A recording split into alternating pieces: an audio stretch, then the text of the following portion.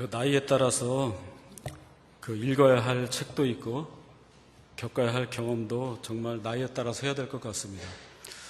어떤 그 천재나 영재들은 너무 똑똑하고 해서 뭐 초등학교, 중학교, 고등학교 시절을 겪지 못해서 어릴 때는 굉장히 똑똑하고 좋은 것 같지만 나이가 들어서는 오히려 적응하지 못하고 오히려 평범하게 나이에 맞게 옷도 입고 다니고 친구도 만나고 또 공부도 하고 살아가는 모습이 굉장히 중요한 것 같습니다.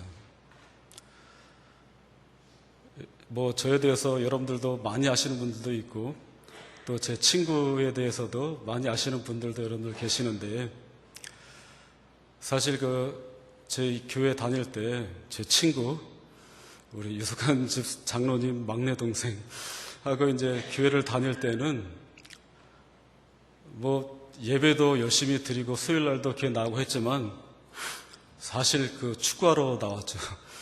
축구하러 다니고 운동하러 교회 많이 왔습니다.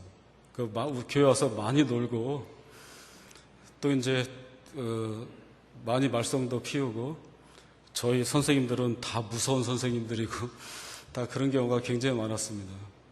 또 이제 다 막내들이기 때문에 부모님들이 이렇게 뭐 거의 뭐 방목하다시피 많이 했죠. 그래서 이제 마음대로 그냥 쏘다니고 해가지고 좀 아까 말했던 제 친구 아버님께서 저랑 우리 그 친구 보고 니네는 뭐 들개처럼 쏘다닌다고. 그래서 이제 공부도 별로 안 하고 마음껏 놀고 정말 뭐 노는 거는 뭐 그냥 열심히 많이 놀았습니다. 그런데 이제 뭐 그 시절이 뭐 아깝다고 아쉽다고 하는 얘기가 아니라 잘 놀았는데 그 나이에 맞는 그 책도 좀 읽어야 되고 하는데 저희는 뭐 그러지는 못했던 것 같아요. 그래가지고 제가 이제 전도사가 되고 이제 설교를 하려면 이제 책도 많이 봐야 되고 성경 말씀뿐만 아니라 인문 사회 책도 많이 봐야 되고 하는데 읽은 책이 별로 없는 거예요. 그래가지고 나이 들어가지고 여러 가지 책을 읽으려니까, 그러니까 10대 때 읽어야 되고 뭐 20대 초반 중반에 읽어야 될 책들이 있고 기본적인 소양이 있어야 되는데 그것이 굉장히 부족해가지고 나이 들어서 공부하면서 뭐 그때 나이 든 때 보는 책도 또 성경도 주석도 보면서 10대가 봐야 될 책도 읽어야 되고 20대가 봐야 될 책도 읽고 해야 돼가지고 정말 굉장히 바빴습니다. 그래서 그 때에 맞게 그 나이에 맞는 책도 읽고 지도도 해야 되고, 그래서 저도 우리 아이한테 그렇게 하려고 책을 사다 주기도 하는데 뭐 저 때보다는 많이 읽지만 뭐 부모가 볼 때는 이렇게 마음에 들지는 않게 이제 이 책을 읽고는 합니다. 그런데 이제 사실 그 나이 또래에 대해서 뭐 학교에서 공부도 중요하지만 기본적인 고전이라든지 이런 것이 굉장히 중요한데, 똑같이 대학교 1학년을 가도 프랑스나 이런 데 그 대학교 가는 학생들이 우리는 수능을 보지만 거기는 뭐 바칼로레아 뭐 이런 그 자격 시험을 보는데 철학이라든지 인문사회나 이런 문제가 나오는데 그 문제를 보면은 사실 우리나라 그 철학과 4년제를 졸업한 학생들도 풀기 힘든 문제, 이런 문제들이 많이 나와요. 그러니까 그 나라 아이들은 정말 좀 고전이라든지 또 아주 중요한 책들을 나이에 따라서 참 많이 읽습니다. 그런 책 가운데 지난 1900년대 그 100년 동안에 정말 그 명저 100권 중에 하나가 저번에도 한번 언급한 적이 있는데 그 도덕적 인간과 비도덕적 사회라는 라이놀드 니버라는 사람의 아주 좋은 책이 있어요. 이거는 기본적인 소양도 중요하지만 성경 말씀과 신앙생활하는 데도 굉장히 중요하고 사람을 이해하고 사회를 이해하는 데도 굉장히 중요한 책인데, 거기에 보면은 기본적으로 한 사람 한 사람은 굉장히 도덕적이라는 거죠. 혼자 있고 그 사람의 생각이나. 그런데 나이가 들어서 어떤 직장을 가거나 학교를 가거나 공동체에 들어가면 그 공동체, 그 집단은, 그 사회는 도덕적이라기보단 비도덕적인 그 환경이 굉장히 많다는 거죠. 예를 들어서 이런 겁니다. 열심히 공부해서 어떤 사람이 사법시험 봐가지고 이제 검사가 됐어요. 그러면은 이제 검사가 되기 전에 이제는 이 나라의 정의를 위해서 불의를 뿌리 뽑고 나는 이제 검사기 때문에 열심히 이 땅에 선한 사람들을 잘 살게 하고 고통받고 혜택 받지 못하고 돈 없고 연약한 사람들에서 살리라 다짐하고 딱 들어갔는데, 다 그렇게 하고 들어갔는데 그 공동체는 그렇게 선하지는 않아요. 그렇죠? 제가 울산 살고 할 때 보면 시골이니까 사법고시 붙으면 동네에 현수막이 몇 개 막 붙어요. 주로 이제 사법고시 붙고 간 사람들은 주로 이제 아버지가 없는 어머니 혼자 키운 자식들 굉장히 많아요. 그래서 무슨 여사의 몇 번째 아들 사법고시 합격 이런 게 막 붙어 있어요. 근데 굉장히 복되잖아요. 우리 아이가 사법고시 합격하고 막 그러면. 그런데 참 우리의 자녀들이 하지 말아야 할 일 중에 하나가 또 보면 또 변호사 같은 일이에요. 변호사의 능력은 불의한 사람을 이기게 해주는 사람이 굉장히 유능한 사람인 거예요. 죄 지은 사람을 논리적으로 막 말을 잘 맞춰가지고 거기서 승리하게 하면은 수당도 많고, 그러니까 신앙생활하는 사람들의 자녀들 중에서 정말 양심적으로 좋은 일 하면은 더할 나위 없이 좋지만 대부분은 그렇지 못한 게 사회예요. 그렇죠? 그래서 비도덕적인 사회라는 뜻이에요. 개인은 열심히 선하고 혼자 있을 땐 선하지만 공동체에 묻어있을 때는 결코 선하지 못한 공동체에서 점점 물들어가고 자기도 모르게 죄가 스며들고 하나님과 멀어지는 경우가 굉장히 많습니다. 이런 것을 또 문학을 연구하고 평론하고 문화인류학자라고 하는 프랑스의 르네 지라르라는 사람이 있는데, 이 사람이 정말 굉장히 많은 책을 썼는데 이 사람의 사상 중에 하나가 뭐냐면 모방적 욕망을 쫓아간다는 거예요. 이런 겁니다. 예를 들어서 이제 여러분들 드라마 같은 걸 많이 보시면 어떤 한 여자를 놓거나 어떤 한 남자를 놓고, 예를 들어서 어떤 한 괜찮은 남자가 있어요. 저 같은 남자. 괜찮은 남자가 있는데 저를 좋아하는 사람이 여자가 2명이에요. 근데 예를 들어서 A라는 사람이 저를 더 좋아했는데 B라는 사람이 이 A라는 사람이랑 저랑 좋아하는 게 싫어가지고 자기가 이제 차지하려고 이 여자랑 경쟁을 해요. 그래서 때로는 질 수도 있지만 악한 방법을 써서 이 여자를 나쁜 여자로 만들어버리고 막 그 속의 성과를 거둔다든지, 그런 모방적 어떤 한 사람이 살아가는 것을, 선한 것을 모방하고 선한 결과를 낳으면 괜찮은데 우리의 삶은 별로 그럴 일이 없다는 거죠. 예를 들어서 아까도 얘기했지만 어떤 검사 사회에서 정말 선하게 살려고 했지만 바라보니까 선하지 않게 약간 세상과 타협하면서 약간 불의도 좀 하고 하는 사람이 돈도 잘 벌고 또 능력 있다고 인정을 받고 막 그러는 거예요. 그러니까 그러한 것을 따라가는 거예요. 또 예를 들어서 어떤 사람이 좋은 아파트를 살아요. 그러면 다른 사람이 이 아파트 사기가 좀 힘든데 좋은 아파트 사는 사람이 좀 부러워요. 그래서 무리를 해서 막 대출하거나 해서 이 집을 사요. 근데 이미 샀던 사람은 돈이 더 많으니까 그 다음에 거기다 더 치장을 많이 해요. 그러면 이 사람이 그건 안 되는데 또 이 사람도 무리해가지고 또 막 치장을 많이 해요. 이런 식으로 어떤 좋지 않은 것을 모방하면서 욕망하면서 살아간다는 거죠.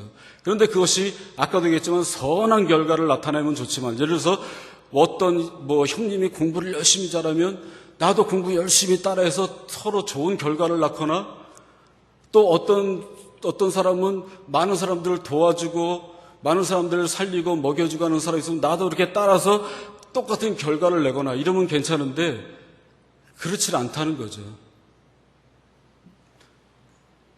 약간은 인정하지만 남자들은 차가 좋아요. 어떤 사람이 좋은 차 사면 너무나 부러워요. 그런데 그것을 마련하기 위해서 불의한 방법을 써서 마련해요. 어떤 분이 정말 좋은 1,000만 원, 2,000만 원짜리 그 백이 있어요. 그러면 너무나 그것을 따라하려고 열심히 노력을 해서 해요. 그럼 그렇게 따라가면 이 사람은 또 다른 거를 더 좋은 걸 또 사요. 그럼 그걸 또 쫓아 올라가고 계속 악순환이 되는 거죠.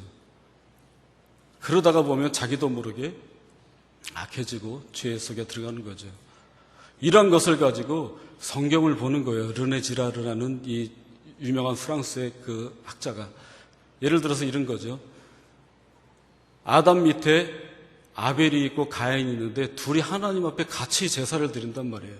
그런데 가인이 형인데 아벨이 동생인데 하나님은 동생 잘했다 그래요.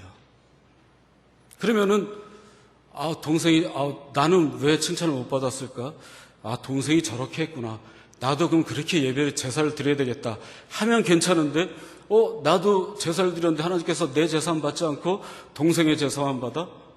그래서 동생을 들로 데려가서 그 동생처럼 칭찬받고 싶은데 그 모방적인 욕망, 그 동생처럼 따라하고 그것을 이루려고 하는 욕망인데 안 되니까 그 동생을 죽여요. 그것이 죄라는 거죠. 르네 지라르라는 사람이 그런 식으로 바라보는 거예요. 아합이 하루는 왕궁에서 이렇게 보니까 옆에 나봇의 포도원이 있는 거예요. 그런데 아합 왕이 나봇의 포도원보다 더 큰 포도원이 있지 않겠어요? 무슨 이유인지 몰라도 이것을 뺐는데 뺏는 이유가 있겠죠. 그렇죠? 그 내용은 자세하게 모르죠. 그래서 우리는 꼭 천국을 가야 돼요. 천국 가서 하나님 앞에 물어봐야 돼요. 하나님, 아합이 나봇의 포도원을 왜 뺏었습니까? 궁금하지 않아요? 궁금해서라도 천국 가야 되겠는데, 나봇의 포도원은 뭔가 그 당시에 사람들이 가장 바라고 원하는 것이 있는 거예요. 예를 들어서 울타리가 새로 다르다던가, 당연히 포도의 그 알맹이 결실이 더 크다던가, 또 어떻게 경작 방법이 어떻게 달라서 그것을 내가 다 뺏어서 내 것으로 만들고 싶다거나, 아합이 나봇의 포도원보다 더 좋고 넓고 또 좋은 입지 장소에 포도원이 더 있을 거 아닙니까? 그런데도 그것을 따라하고 욕망을 해요. 팔으라니까 절대 안 팔죠. 왜냐하면 하나님께서 나눠주신 기업은 영원히 그 사람의 기업이 되어야 되거든요. 왕이 팔려고 해도 팔면 안 되는 거거든요. 안 파는 거예요. 하나님의 뜻대로 안 파는 거예요. 그런데 욕망이 있어요. 이 나봇의 포도원을 따라하고 갖고 싶은 욕망이 있는 거예요. 무리를 하는 거죠. 어떻게 하죠? 누명을 씌워서 죽여버리는 거죠. 그래서 강제로 빼앗아 버리는 것이죠. 본문에 이스라엘 사람들이 바벨론의 압박 속에 있어요. 좀 있으면 바벨론에게 망할 것 같아요. 그럼 바벨론은 왜 굳이 유다나 주변의 이런 조그만 나라를 왜 뺐을까? 안 뺏어도 먹고 살고, 안 뺏어도 이미 대국인데, 근데 그것을 뺏는 거예요. 뭐냐면 그 이전에 업적을 갖고 있던 다른 사람의 업적에 대한 모방적 욕망이 있는 거죠. 예를 들어서 바벨론 전에 아스리아 왕국의 그 더 큰, 내가 이루지 못한 더 큰 땅, 더 큰 영광, 그것을 바라는 거죠. 아니면 같은 계통의 자기보다 1000년 이상 전에 함무라비 왕의 그 업적도 내가 더 큰 함무라비 왕을 뛰어넘을 수 있는 더 큰 업적을 내가 얻고 싶다거나, 아니면은 이집트의 피라밋이라든지 스핑크스라든지 이집트의 엄청난 그 문화적인 그 융성함을 내가 더 뛰어넘고자 하는 그런 욕망이 있다거나, 그러기 위해서 경쟁적으로 더 큰 건축물을 세워야 되고 더 큰 것을 해야 되는데 재원이 딸려요. 예전에 그 EBS 방송에서 위대한 바벨론이라고 3부작 그 다큐멘터리가 있는데 찾아보니까 그 유튜브에서 찾아보면 거기서도 볼 수 있더라고요. 공짜로. 근데 3편으로 하는데 첫 번째가 바벨론 도시예요. 바벨론 왕궁. 엄청난 크기입니다. 그리고 이미 성벽이나 이런데 성벽 높은 데에는 지금도 우리나라 사람들도 내지 못하는 그 파란색의 그 벽돌인데 자기예요, 자기. 지금부터 한 2700년 그 전인데 벽돌 맨 위에 그 벽돌이 자기예요, 파란색. 그런 거를 엄청 건물이나 크기나 아름다움이나 예술적인 평가는 엄청난 도시인 거예요. 이 편은 지구라트예요. 예를 들어서 적인 거죠. 그 창세기 9장에서 우리가 하나님께로 올라가자, 바벨탑 쌓는 거 있잖아요. 그런데 바벨탑을 쌓는데 그 건축하는 그 모습을 보니까 요 두께가 10cm, 넓이가 30 몇 cm, 그냥 돌이 아니라 진흙을 어겨가지고 그 만든 그 벽돌이 한 7천만 개가 들어간대요. 7천만 개. 뭐 아무렇지도 않죠. 7천만 개를 다 만들어서 다 올려야 되고 막 해야 돼요. 정확히 다 맞춰야 되는 거예요. 그리고 세 번째가 공중정원이에요. 여러분들도 집에 정원 있는지 별로 없잖아요. 요즘에도 그렇죠. 그런데 그때 당시에 왕국에 공중정원이 있어요. 그리고 그때 당시에 그 건축 기술이나 이런 것을 지금도 그렇게 못해요. 2500년 전의 그 건축이라고, 또 피라미드 그 시대 건축이라고, 피라미드 지금 지라고 하면 그게 못 져요.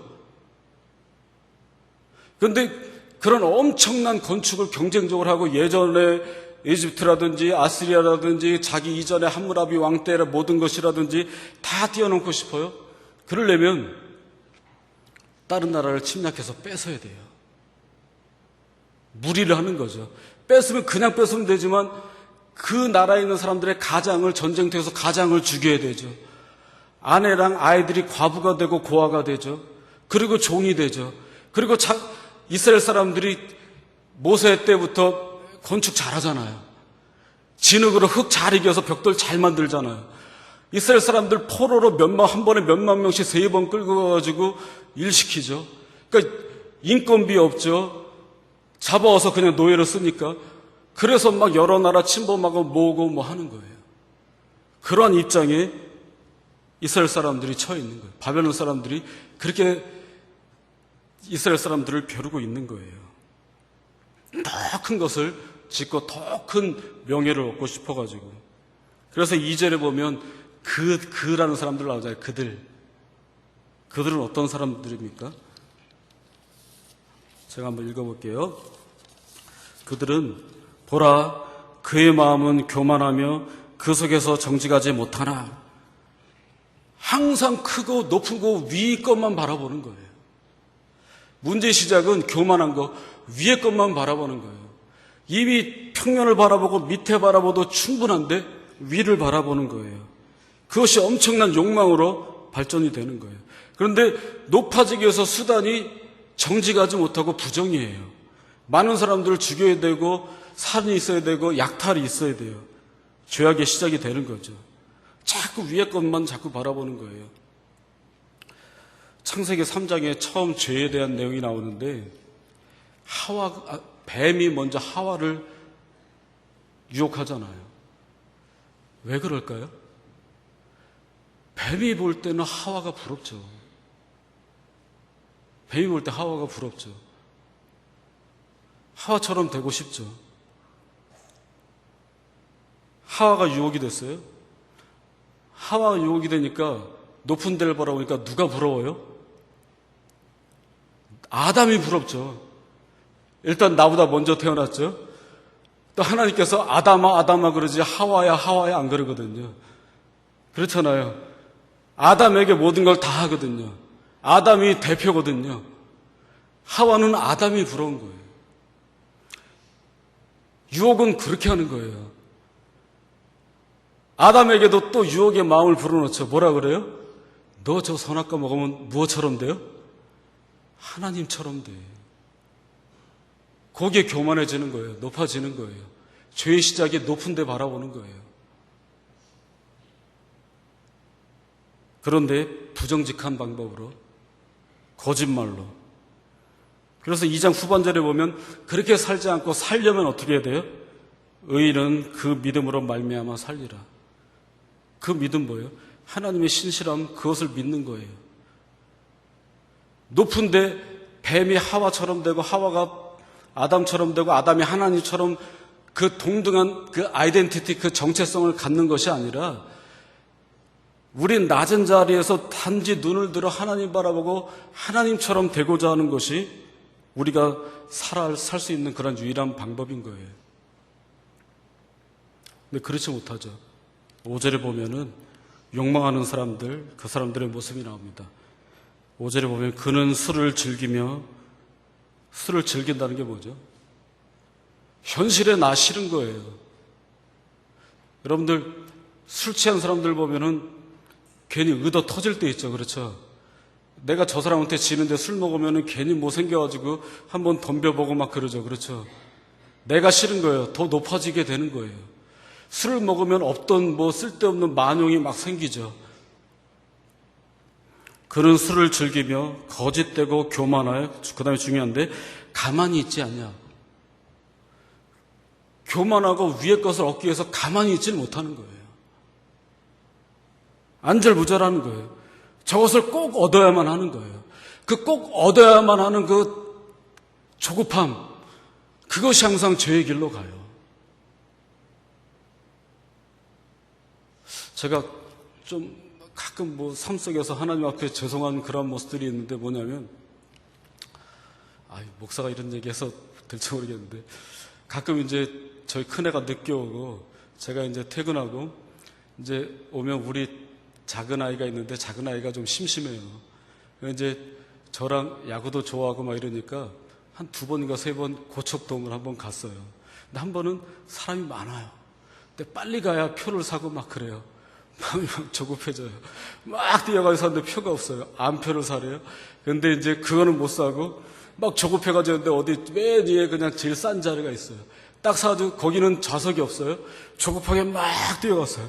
막 뛰어가다 애한테 표시 못했지만, 야, 내가 하나님 집에 갈 때 얼마나 뛰어갔나, 얼마나 조급했나, 그 차이인 거죠. 그렇죠?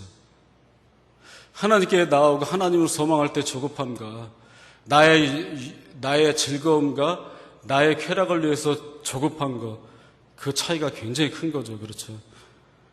5절에 보면 가만히 있지 않냐고, 그 다음에 스올처럼 자기의 욕심을 넓히며, 스올은 지옥이에요. 그렇죠? 지옥인데 스올처럼 자기의 욕심을 넓히며, 근데 욕심이라는 말이 히브리어로 목구멍이에요. 목구멍. 목구멍을 넓힌다는 거예요. 목구멍을 왜 넓혀요? 욕심하니까 빨리 먹고 내 것으로 만들어야 돼요. 그 목구멍이 넓어야 많이 들어갈 거 아니에요. 그게 욕심이에요. 그 음식에 욕심 있는 애들, 어린애들 그러잖아요. 양손에 먹잖아요. 양손에. 급한 거예요. 막. 그리고 이제 저희 아이도, 둘째 아이도 그런데 햄버거 먹으면은 프렌치 프라이부터 먹어요. 왜 그러죠? 공용 거 먼저 먹어야 돼요. 내 햄버거는 나중에 먹고, 이게 함께 먹는 거 막 먼저 먹어야 돼요. 그리고 빨리 먹으려면 목구멍 넓혀야 돼요. 그게 욕심이죠. 그렇죠? 그런데 각 나라를 침범하고 약탈하고 할 때 급한 거 왜요? 라이벌이 있거든요. 항상 라이벌이 있거든요. 내가 빨리 먹어야 돼요. 빨리 목구멍을 넓혀야 되는 거예요.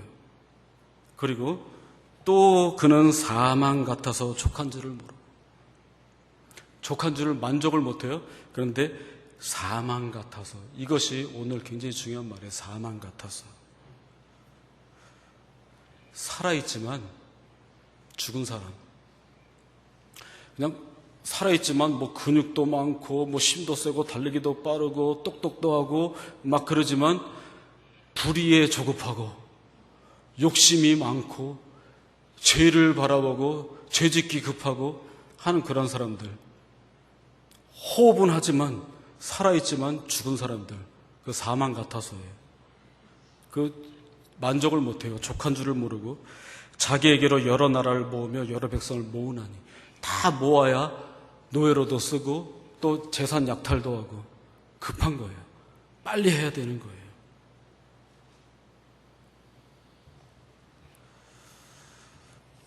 (6절에) 오늘 제목의 말씀이 나옵니다. 화 있을진저. 화 있을진저. 화 있을진저가 5번 나옵니다. 화 있을진저. 예수님께서도 공간복음서에서 화 있을진저 여러 번 하셨죠. 화 있을진저. 이것은 히브리어로 호이라는 말인데요. 이 호이는 언제 쓰는 거냐면 장례식장에서 애곡하는 소리예요. 장례식에서 죽은 사람을 슬퍼하고 완전 장례식 분위기인 거예요. 뭐죠? 죽은 곳이에요. 좀 아까 사망 같아서 그랬잖아요. 그러니까 화했을진저. 장례식장인 거예요. 장례식장이요. 살아있지만 이미 죽은 것 같은 거예요. 6절에 보면 그 무리가 다 속담으로 그를 평론하며, 속담으로 그를 평론하며, 이것이 빈정거리는 말을 한다는 뜻이에요. 조롱하는 시로 그를 풍자하지 않겠느냐.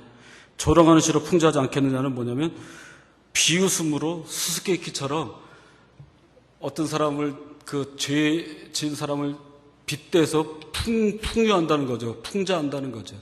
수수께끼처럼 빗대서 말한다는 그런 뜻이에요. 그러면서 곧 이르기를 화했을진저. 그런 무리들, 그런 사람들의 공동체는 다 장례식장이다.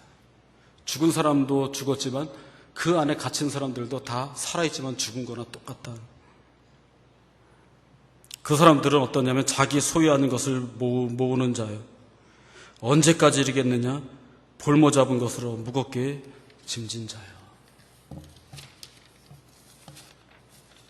살아있지만 죽은 자 취급을 받는 거예요.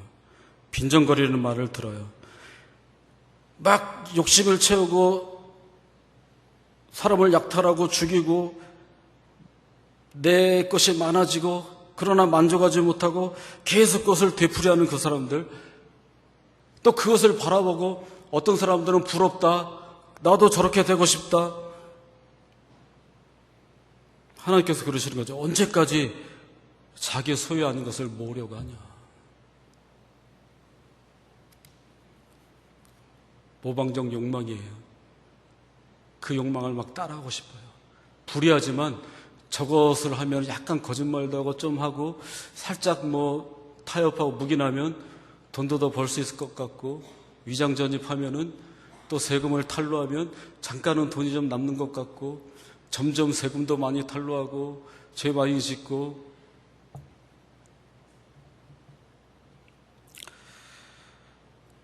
항상 그러한 일을 하는데 첫차 타는 사람들이 있어요. 근데 중간에도 따라온 사람이 있고 뒤따르는 사람들도 있고 막차를 타는 사람도 있어요. 그런데 참 재밌습니다. 제가 일하는 그 학교, 그 동네가 굉장히 그 강남에 잘 사는 동네인데, 아침에 이제 사람들이 막 출근을 해요. 뭐 남자들도 마찬가지인데 좀 유행에 민감한 건 아무래도 좀 옷차림이나 뭐 여러 가지 액세서리니까 여자들이 아무래도 좀 뭐 남자 여자 뭐 누가 낫고 비하하는 그런 뜻이 아니라, 근데 이렇게 가만히 제가 이렇게 바라보면 뭐 정신없이 급하게 막 직장으로 막 가요. 근데 이제 가만히 이렇게 여자들이 옷 입은 거나 들고 다니는 거 이렇게 봐요. 그러면은 무언가 따라하는 거예요. 무언가 따라해요. 뭘 따라해요? 근데 거기 출근하는 사람들은 거기 사는 사람들이 아니에요.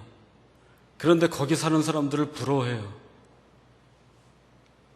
그리고 거기 사는 사람들이 입고 다니는 옷을 부러워해요. 갖고 다니는 가방을 부러워해요. 머리 스타일을 부러워해요. 그래서 보면은 막 좀 따라해요. 옷도 좀 받는 월급에 의해서 근데 뭐 명품 비슷하고 막 이렇게 해요. 그래서 막 따라가요. 따라가잖아요. 그럼 거기 있는 사람들은 이미 그거 끝났어요. 다른 가방 들고 다른 옷 입고 헤어스타일 바뀌어 있고요. 계속 쫓아가는 거예요. 근데 그 쫓아감이 계속 악순환이 되는 거예요. 하나님께서 그러시는 거죠. 죄에 대한 따라하는 것 언제까지 그렇게 따라하겠나요? 언제까지 그렇게 죄를 모방하고 또 모방하는 그 죄가 더 큰 죄로 왜 자꾸 확산시키느냐 하는 거죠. 그러면서 하나님께서 7절, 8절에서는 그러지 마라. 지금 불의 속에서 이익을 얻고 모방적으로 그 욕망을 따라서 사는 것이 좋아 보이지만 때가 되면은 하나님께서 언제나 정의를 확립하고 정의를 회복하고 넘어진 것을 다시 세운다는 거예요.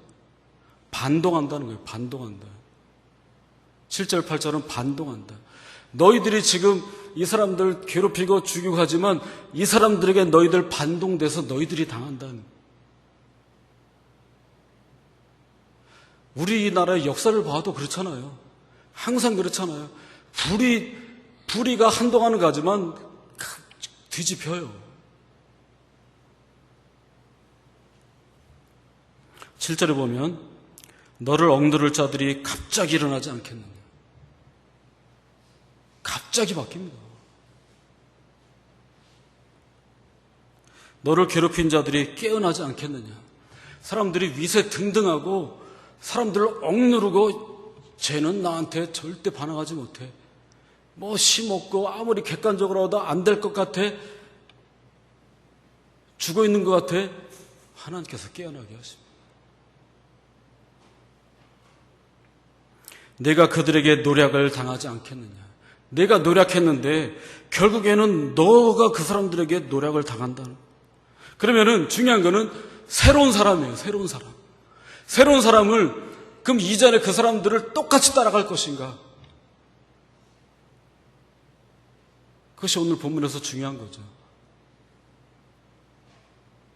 이미 많은 사람들이 따라갔던 그 죄악 길을 똑같이 따라갈 것인가? 되풀이할 것인가? 아니면 하나님의 정의를 회복하고 노력이 아니라 함께 나누고 모두가 다 잘 사는 나라를 만들 것인가? 8절에 네가 여러 나라를 노력하였으므로 그 모든 민족의 남은 자가 너를 노력하리니 이는 내가 사람의 피를 흘렸으며 또 땅과 성읍과 그 안의 모든 주민에게 강포를 행하였습니다. 강포, 초반에 많이 얘기했죠. 폭력이에요. 폭력으로 모든 것을 다 누르고 다 빼앗고 했던 거예요. 그 죄악된 것을 붙잡고 있으려면은 폭력밖에 없어요. 정당성이 없어요. 죄악으로 일궈진 그 터전은 그것을 유지할 수 있는 방법은 폭력밖에 없어요. 그 사람들의 자기 부 기득권 유지는 폭력밖에 없어요. 폭력뿐인 그런 모든 것들 붙잡고 있을 것인가 하는 거죠. 중요한 건 우리입니다. 저입니다. 여러분들입니다. 혹시 이러한 모든 것에 해당되고 마음을 품었고 따라갔던 적 없습니까? 왜 없겠어요? 요즘에 위장전입 얘기 많지만 위장전입 참 너무나 많은 겁니다. 하다못해 저도 할 뻔했습니다. 하지 않았지만 할 뻔했습니다. 세금 안 내는 사람이 유능한 세상입니다. 적게 내는 사람이 유능한 세상이 되어버립니다. 세무사들, 변호사들, 자기 의뢰인의 세금 적게 내게 해주는 사람이 유리한, 아주 유능한 사람입니다. 우리 자식을 위해서, 또 우리 가정만의 경제적인 이득을 위해서 남의 자식 넘어뜨리고 우리만 잘 되려고 하는 그런 것들 의식하진 않았지만 나의 그 편안함과 이기적을 위해서 의식하지 않고 그러한 일을 저지를 때도 굉장히 많이 있습니다. 살려면 어떻게 해요? 허위, 화했을진저 장례식장에서 어떻게 되는 거죠? 나와야 되는 거죠. 2장 4절 후반절에 의인은 그의 믿음으로 말미암아 살리라. 하나님의 신실함으로만 사는 거예요. 우리는 우리의 발걸음이 높아지길 원하지만 하나님은 우리의 눈만을 들어서 하나님 바라보고 하나님 따르기를 원해요. 돈을 따라가지 원하지 않고 권력을 따라가기 원하지 않고 나만의 유익을 찾는 것을 하나님은 원하지 않으세요. 하나님만 바라보는 것을 원하시는 거죠.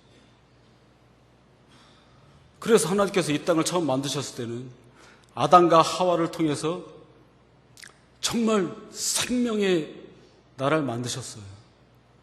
죄로 인해서 어떻게 됐습니까? 그 이유는 지금까지 예수님 오시기 전까지 또 예수를 믿지 않는 사람들은 지금까지도 살아있지만 장례식장에 죽은 사람처럼 사는 거잖아요. 그 사람들은 살아있지만 예수님 믿지 않고 하나님의 선한 베풀지 않고 살아가다 죽으면 그 사람들 영원히 죽는 거잖아요. 그러니까 이미 죽어 있는 거잖아요. 지금도 이미 죽어 있는 사람들이 굉장히 많은 거예요. 장례식장에서 나와야 되는 거죠. 그래서 하나님께서는 예수님을 보내셨어요. 요한복음에서 그래서 하나님께서 그 요한을 통해서 말씀하시는 것이 뭐냐면 태초에 말씀이 있었다. 근데 그 말씀이 뭐예요? 생명이다. 근데 그 생명을 믿지 않는, 예수님 믿지 않는 사람들은 빛이 왔는데 빛이 깨닫지 못하더라. 이미 와서 예수님 믿으면 생명이고 빛 가운데에서 어둠을 물리치고 죽음의 장례장에서 나올 수 있는데 아직까지 영접하지 않으면, 영접하면 되는데 영접하지 않으면 살아있는 것 같지만 죽은 거다. 1장에서 그렇게 말씀하시고 2장에서 예수님께서 제일 먼저 하시는 일이 뭐예요? 가나에서 뭐 하죠? 물로 포도주를 만드는데 그곳에서 무슨 행사를 하고 있었어요? 결혼식. 장례식하고 반대가 결혼식이잖아요. 장례식 죽은 자리에서 나와라는 거죠. 결혼식은 또 뭐예요? 둘이 만나서 즐겁지만 또 어떻게 해요? 생명이 태어나는 곳이잖아요. 생명이 태어나잖아요. 그렇죠? 우리 이쁜 생명들 있잖아요. 저도 이미 생명이었고 저도 우리 아이들 생명이 태어났고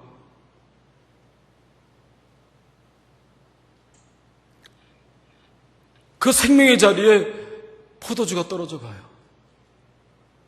죽음에서 그 장례식장에서 혼례식장으로 예수님께서 이렇게 살아라 해야 되는데 거기에 포도주가 점점점 떨어져 가요. 예수님께서 어떻게 하죠? 정결케 하는 항아리 6에 아구까지 물을 채우니까 아구까지 다 채웠어요. 남은 포도주가 다 떨어지고 새 포도주를 떠줬는데 먹은 사람들이 뭐라 그럽니까? 이전 거보다 더 훌륭하다. 이 세상에 많은 사람들, 살아있지만 죽은 것 같은 사람들은 그들도 혼례식을 할 때 처음에는 좋은 것을 내고 취하고 정신없으면 나쁜 것을 주는데, 나쁜 건 뭐죠? 죽은 거죠. 나쁜 것을 주는데 야, 너희는 더 좋은 것을 준다. 더 좋은 것을 준다. 이게 차별성인 거죠.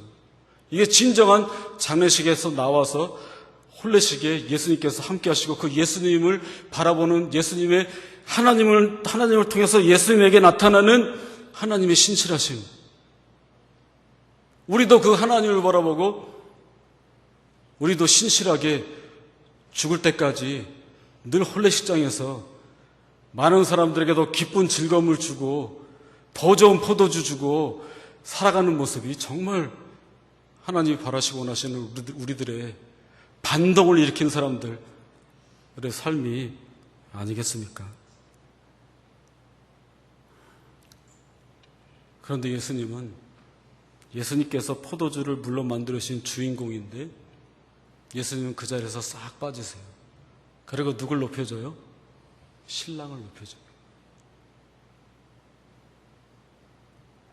많은 사람들은 높은 것을 바로 높은 것을 올라가려고 그냥 노력을 하지만 높고 높은 존재신 예수님께서는 낮고 천한 이 땅에 내려오셨어요.